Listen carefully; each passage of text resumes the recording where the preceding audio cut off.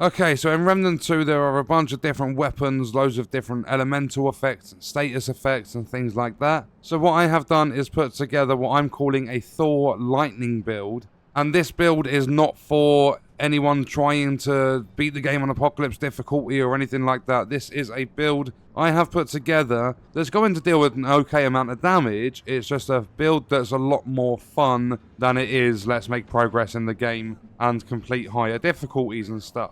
So jumping into the build, our primary archetype is going to be the Archon, because the skill we're going to use is the closest thing to seeming like you're playing as Thor in a lightning build. But not only that, it increases your mod damage by 50% and your mod crit chance by 10%.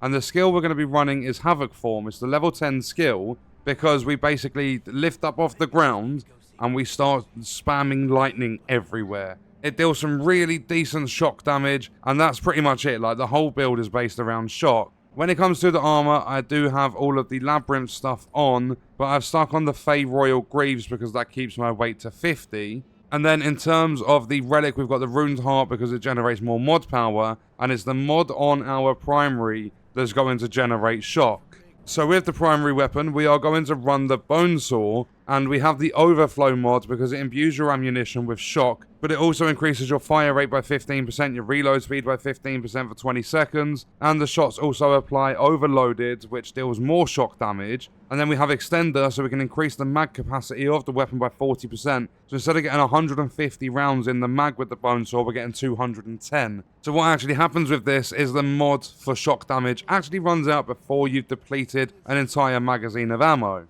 But then for the melee weapon, we have the Krell Axe. And that's because when you throw this, the mod is called Krell Edge. You charge it up, so a charged melee attack, you throw the axe, and it applies Overloaded on hit, dealing more shock damage. And we've got Reinvigorate on this because it reduces the stamina cost of all charged melee attacks by 50%, so it doesn't consume anywhere near as much stamina to throw this axe. Then in the secondary slot, even though it did receive quite a hefty nerf to just bring it in line with other weapons in the game because it was like really overpowered, we have the Enigma, and that's because it's just all based on shock damage as a weapon as a whole. And I've just stuck Bandit on this for the Mutator because on hit it grants a 30% chance to return spent ammo directly into the mag of this weapon, and the magazine was lowered from 30 to 25, so every now and then you're going to get ammo come back, so overall hopefully it still outputs 30 rounds before reloading. Then what I've done with the rings is try to get everything based on the skill, but also put some damage and stuff in there as well. So we have the Stone of Balance to increase all of our damage by 7%. We have the Grounding Stone to increase our shock damage by 10%. We've got the Sapphire Dreamstone because crits are going to reduce skill cooldowns by 3%, which happens every 2 seconds. And then we've got the Burden of the Stargazer because that reduces our skill cooldowns by 15%, even though activating a skill is going to cost us 15% of our health. Then with our Amulet, we've gone with the Anchor of Power because it grants a 15% increase to all damage, but when we consume a relic, it's going to double the bonus for 15 seconds. So what we could do is go through the entire mag of the Bone Saw, then pop a relic. We're going to generate mod power for our weapons because we're using the Ruined Heart, and then use our skill because we're going to double up the damage on that due to the Anchor of Power. And then with the secondary archetype, we've got the Summoner because the damage perk increases your mod and your skill damage by 35% and your mod and skill crit chance by 5% while a minion is active. But not only that, because we're using 15% of our health due to the Burden of the Stargazer every time we use the skill, or not even using the skill, because we've reduced the skill cooldown, the archetype Summoner actually comes with Regrowth as its archetype trait, so we've got health regen on the build as well. Then in terms of our traits, we have Flashcaster, which is the Archon one, increases your mod and skill casting speed by 50%, Regrowth for the health regen, Ammo Reserve, so we've got more ammo for the Bone Saw because it runs out very, very quickly, even though it's a weapon that overheats. And then we've got some Swiftness to increase our movement speed so we can move around faster when we're using Havoc Form. We've got Fortify so our armor's more effective. Vigor for our health. We've got Spirit for mod power generation. We've got Expertise for skill cooldowns. And I've pumped the rest of the points into Handling. I couldn't do the last one because Endurance is by default. But we've got less weapon spread and recoil, reduced by 36% for the Bone Saw because it's an LMG, it's got a lot of spread and recoil. But as well as all of this, the character, the archetypes, the rings, amulet and everything, we've also got a concoction that we need to use. And that is going to be Xenoplasm, because it reduces your skill cooldowns by 10%. It lasts an hour and stays in effect after death. So Havoc Form has a 49.5 second cooldown, and it lasts for 34.5 seconds. The only thing is, it doesn't start cooling down until you've actually used the skill itself. So we've got 34.5 seconds using the skill, then it goes on to cooldown. So we can switch over to the Bone Saw, get a couple of crits to bring that cooldown down, and because of Xenoplasm, we're going to get an extra 10%. So that 49.5, if I actually, I've quick slotted it. So if I use the Xenoplasm now, then we go back into the character, 40.5 seconds to get Havoc Form back. But crits are going to bring that down 3% as well. So if we come over here and we pop our minions out, and then we use Havoc Form, this is what it's like. So you actually feel as though you're kind of like Thor, flying around dealing lightning damage to enemies. And obviously it's shock damage, and you'll see that every single hit is 297. So it's a really, really fun build. As I said, it's not a build that's, oh, you're going to like defeat Apocalypse difficulty using it, but it's really, really fun. And then when we're off cooldown, you'll see the cooldown started. If I use the Bone Saw and I pop the mod, we're dealing shock damage, then we're getting lots and lots of crits. So you'll see our Havoc Form, even though we're just overheated, Havoc Form is coming back a lot faster. So if I actually pay attention to the overheating of the weapon, getting some crits there, we've almost got Havoc Form back.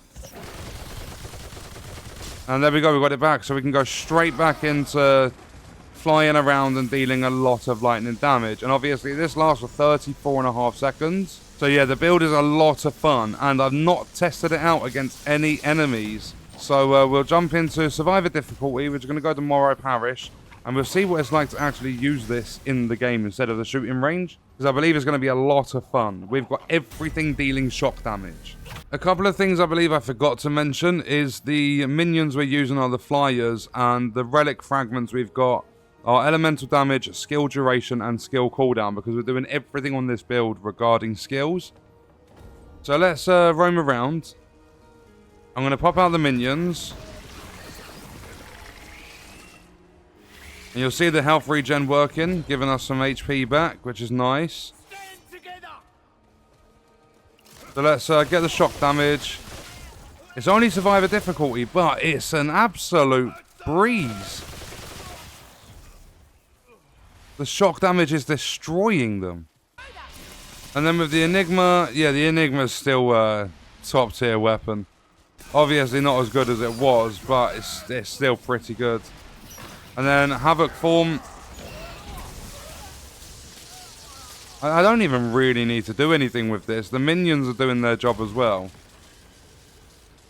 I think this is a brilliant build. I think what I should do is re-roll this world and see how we do in Apocalypse with it. Yeah, I think we are going to do that. There's a couple of enemies up here. I can't hit them through the stairs. The minions are going to deal with them anyway. And there we go.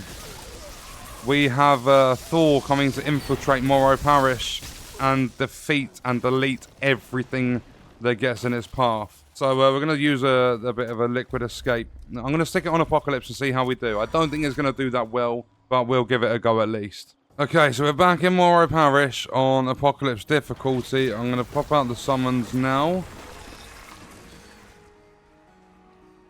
And let's have a look at how this goes. I'm a little bit more scared about this, because the enemies hit a lot harder. I believe it's 450% extra damage. But the Bone Saw did okay damage. It actually took them out. I mean, there's nothing that's going to, like, wipe the floor with this difficulty. I mean, especially when your mod runs out. But it's not terrible either. The minions are helping. The Enigma's not too great. So what about Havoc Form? Because they take damage when they get close to you as well. Come on, I need another enemy through here, please. Enemies! The mod's going to run out. Oh, the skill even. There we go. Here we go. Yes, Havoc form deals decent damage. There's a drowned child.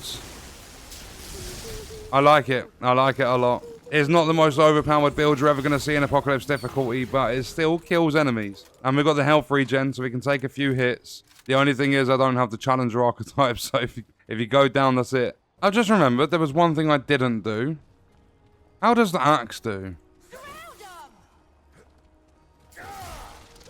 Oh yeah, that's some nice damage right there. Yeah, the axe is good as well. For everything dealing shock damage, we obviously need stamina to chuck it.